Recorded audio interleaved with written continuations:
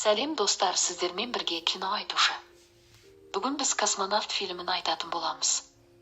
Фильм ғарышкерлердің скафандрмен орман өзені бойымен серуендеуінен басталады. Ол тізеге дейін тереңдіктегі суға түсіп тоғайларды тексереді. Бұл Якубтың сағыныш арманы болып шығады. Ол ғарыш кемесінде жалғыз адам. Сигнал дауысы естіледі. Якуб жермен байланысқа түседі. Байланыс орталығына жеткен соң ол хабарды қосады. Жұмбақ дала бұлтына жеке ұшуда 189 күн өтті.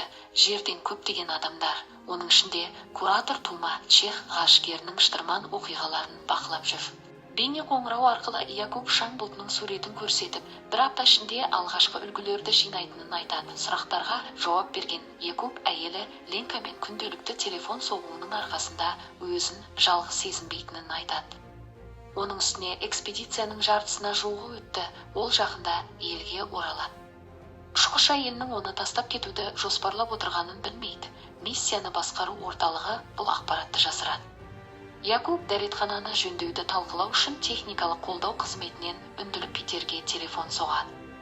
Бірақ бірінші кезекте камераны жөндеу керек деп Питер ойын айтады. Якубты әйелінің неліктен сөйлесуді тоқтатқанына қызығушылық танытады. Жерде Тума Ленканың бейнесін көріп, ол Якубтың күйзеліске ұшырағанын қаламайды. Үйден келген жағымсыз жаңалықпен оны ұшықтырғысы келмеді. Ғарышкер арнайы жеке құрылғы арқылы әйелімен байланысуға тырысады, бірақ жауап бермейді. Ол мұңды ұйықтататын дәрілермен басып жатқанда, кеме вакуум арқылы жұмбақ дала бұлтына қарай үнсіз өтеді. Бұзылған дәретхана даусынан оянған Якуб айнаға қараса, терісінің астында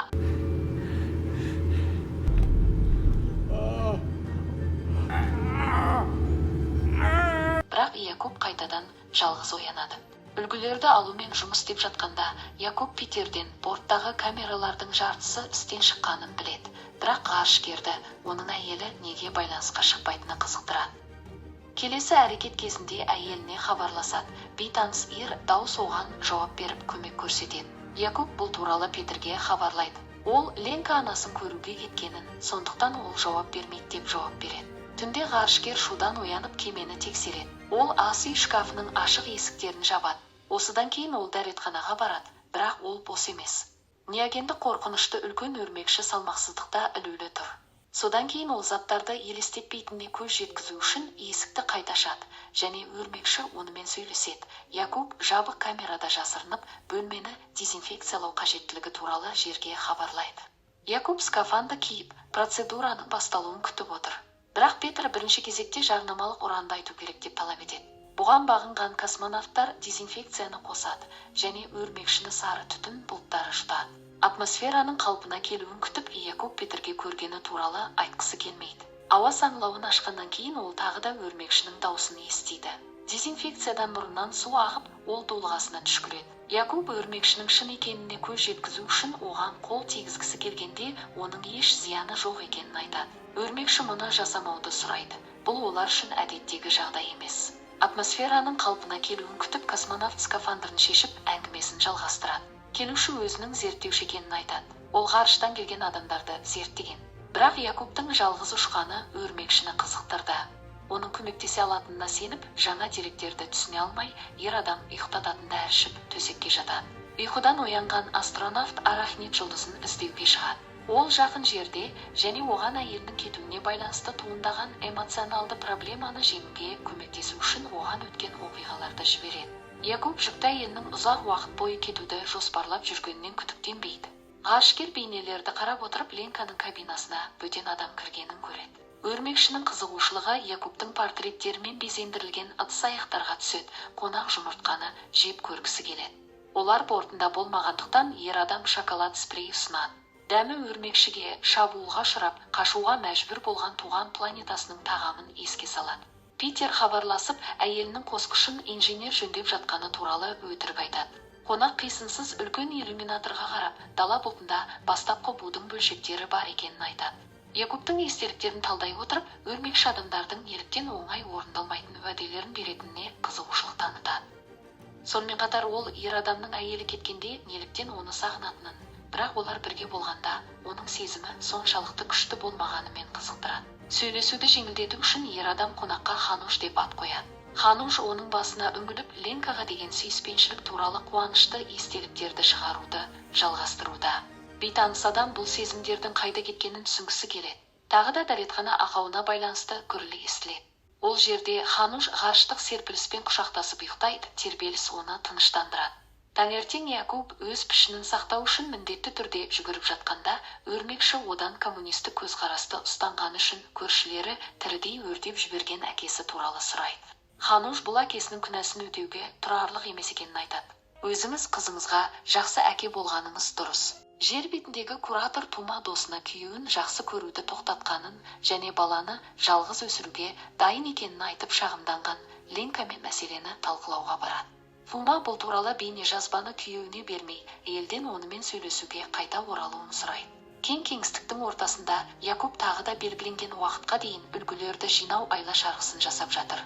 2 күн қалды, кенеттен бортта Ленкамен ескі әңгіменің жазбасы қосылды. Ғарышкер оны өшіруге тырысады, бірақ нәтиже жоқ. Кенет оның алдынан жарқыраған күлгін дақ пайда болады. Өріс бұлтының басталуына қатысты бөлшек. Якуб оны көбелектей ұстау үшін тамақ контейнермен оның артынан қуады. Бірақ ол пластик қабырғалардан оңай өтеді, содан кеменің қалқаларынан өтіп кетеді. Тапқыр дәретхана сорғысын ұстап алып, бөлшекті сорып алады. Якуб қоқыс жинағыштан бөлшекті іздеуге мәжбүр болады, бірақ оны таба алмайды. Бірақ борттағы жарқыраған бөлшектер барған сайын көбейіп барады. Олар тірідей қозғалады. Адам олардың ұшып бара жатқанын терезеден сыртқа қарайды. Хануш түсік тастау оқиғасын еске түсіреді және елестетеді. Ленка бірінші баласынан айырылды. Күйеуі ол кезде ғарыштық миссияға жаттығып жүрген. Енді жағдай қайталанады. Ол симуляторда емес, шын мәнінде ғарышта. Кеме бұлтқа жақындап келе жатқанда, жүкті Ленка босанатын жалғыз әйелдерге арналған оңаша бөлмеге келеді. Якуб сымдардың арасына тығылып ақауды іздеп жүр. Өрмекші оған әйелімен қарым-қатынасының неге сәтсіз болғанын түсіндіреді. Өзі үшін және бүкіл чех халқы үшін ұлы ашылу мақсатын көздеген ғарышкер әйеліне берген уәделерін мүлде ұмытып кеткен. Бұл ақыр аяғында оның оған деген сеніміне нұқсан келтірді. Питерге жетіп, жағдайды хабарлау үшін бейне байланыс терминалын қайта қосады. Осы сәтте Хануш өзінің естеліктерін есіне түсіреді. Өрмекшінің айтуынша, Якуб ұлы миссияның артына жасырынып, әйелін жерге тастап кеткен деген қорытындыға келеді. Бұл оның ғарышкерге деген қызығушылығын аяқтайды. Өрмекші кеткісі келеді, бірақ адам одан қалуын сұрайды. Бұл төбелеске әкеліп соқтырады. Бөтен планеталық адамға қол тигізгенді ұнатпайды. Якубты қабырғаға қысып, онымен қоштасып, оны бірінші рет тапқан жалғыздықтағы зерттеулермен жалғыз қалдырады. Космонавт кенеттен дос табамын деп кеменің ішінде ұшып келеді, бірақ космос үндемейді. Ол жерде ешкімнің айқайлағанын ести алмайсың. Мұңайған Якуб бір бөтелге ары қашады. Салмақсыздықта айналып, ішімдікті шашып, әйелі туралы естеліктерге еріп береді. Келесі байланыс сеансы кезінде ғарышкер. Ол Петерге әр қадамын бақылай отырып, оны тыңдауға көндіру үшін Ленкаға баруды айтады. Үндістан босанған әйелдерге арналған панаханаға барады. Телефонды Ленкаға тастап, Питер сыртқа шығады. Якуб оның үнсіз отырғанын да әйелі естігенде білмейді. Оның қасында қаншалықты бақытты екенін түсінгенін айтып, дөрекілік үшін кешірім сұрайды. Және оның ғарыш кеңістігіндегі барлық армандары онымен бірге болуды қалайтынын айтады. Мойындауды аяқтағаннан кейін, ол жауап ретінде бірде-бір сөз естімей байланысын үзеді. Якуб оянғанда кеменің ішінде бөгде планеталық жорғалайды. Келген Хануш екен. Якуб оған бірдеңе болғанын байқайды. Хануш шабуылдан кейін планетадан тым кеш кеткенін және қазір өліп жатқанын мойындайды. Ғарышкер неге ертерек мойындамады деп таңғалады. Якуб одан өмірі туралы тіпті сұрамағанын айтады. Адам оған қол созады, ал өрмекші оны құшақтау үшін досына қарайып жүзеді. Байланысқа дейін бір күннен аз уақыт қалды. Жердегі Ленка аспандағы шамдарды бақылап отыр. Кемеде шоколадты спрей мен бір қап кофе әкелген Хануш болды. Бүгін олардың салтанатты ашылу күні. Ғарышкер оянғанда телефондарын қосып қосылымды тексереді. Өйткені камера Якубтың алдыңғы мекенжайының қосалқы трансляциясында жұмыс істемейді. Онда ол басқа нәрселермен қатар әйеліне шыдамдылығы мен қолдауы үшін алғыс айтты. Осы уақытта ғарышкердің өзі ғарыш аппаратының жүйесін жұмыс режиміне енгізеді. Ғарыштық шаңның үлгілерін алуға дайындалуда Хануштың ішіне зиянды паразиттер шығады. Ол тынышталып, жоғалып бара жатқанын айтады.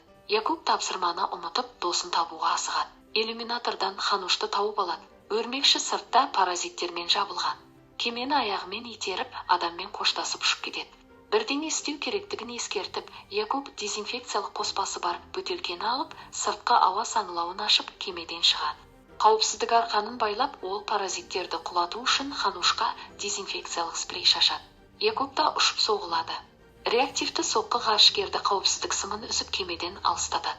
Вакуумда құлап бара жатып, Ханушқа түйісіп қалады да, оны қатты құшақтап алады. Өрмекші тірі, бірақ оның ішінде әлі де паразиттер бар. Көп ұзамай олар бастаған ісін аяқтайды. Яков кенеттен Ханушқа тіпті әйелімен де бөліспеген сырын айтады. Бала кезінде ол суға батып кете жаздады. Әкесі оны судан алып шықты. Өрмекші бұл әлі аяқталмағанын айтады, және ғарышкердің қолынан ұстап, оны жұлдыз шаңының бұлттарына сүйреп апарады. Ішінде судьяның жіптері тоғысады, кеңістікті шексіздікке созады. Нәтижесінде адам мен өрмекші қызғылт марихуда ортасында ілулі тұр. Якуб өзінің әйелі Ленканы және оны алғаш рет қалай кестіргенін есіне алады. Хануш олардың ғарышта кездесу ықтималдығын есептейді. Көп ұзамай өрмекші әлсірейді. Ер адам оған соңғы сәтті жарықтандыру үшін арнайы сақталған шоколад пастасын береді. Оның ішінен ет жейтін паразиттер шығып, Хануштың өмірі аяқталып, өмірі бітпей тұрып дәмін татып үлгереді. Оның қолынан келгені досын жалмап тастаған дернәсілдердің қараңғыда қалқып бара жатқанын көру. Жерде Ленка шаң бұлты жанып, күйеуі қалықтап тұрған көкке көтерілген күлгін жарықты көреді. Кемені жинап жатқан Якуб әйелін телефонға шақырады. Егер сен қазір білетініңді бұрын білгенде, оны ешқашан ғарышқа айырбастамас едің дейді.